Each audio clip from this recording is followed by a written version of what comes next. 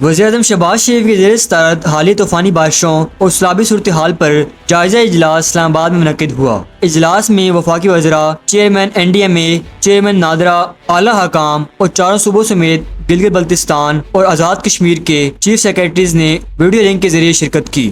اجلاس کی بریفنگ میں بتایا گیا کہ دریائے راوی، ستلج اور پنجاب میں سیلابی ریلا اس وقت وسطی اور جنوبی پنجاب میں پہنچ چکا ہے، جو جلد پنج جن سے گزرے گا۔ پنج جن کے مقام پر 10 سے 12 لاکھ کیوسک ریلے سے بچاؤ کی تیاری مکمل کی گئی ہے، جبکہ اصل ریلا 6 لاکھ کیوسک سے لگ بھگ ہے، جو توقع سے کم ہے۔ ملتان میں انتظامیہ، پاک فوج اور ریسکیو ادارے بندوں کو محفوظ رکھتے ہوئے ریلے کو گزارنے کی کوشش کر رہے ہیں۔ مزید بتایا گیا ہے کہ مونسون کا آخری سپیل ختم ہونے کے بعد متاثرین کی بحالی کا کام شروع ہوگا، جبکہ اس وقت تمام وسائل اور افرادی قوت ریسکیو، ریلیف اور انخلا پر معمور ہے۔ اجلاس میں بتایا گیا کہ پورے ملک میں 20 لاکھ سے زائد افراد کی بر وقت نقل مکانی کروائی گئی۔ 4100 سے زائد پھنسے ہوئے افراد کو ریسکیو کیا گیا۔ متاثرین کو 6300 ٹن امداد سامان پہنچایا گیا اور 2400 سے زائد میڈیکل قائم کیے گئے ہیں۔ حکام نے بتایا کہ بجلی کے متاثرہ نظام کا 80% بحال کر دیا گیا ہے۔ متاثرہ پل اور شاہراہیں بھی ٹریفک کے لیے کھول دی گئی ہیں، جبکہ نادرا کے ذریعے جام بحق اور زخمی ہونے والے افراد کے لواحقین کو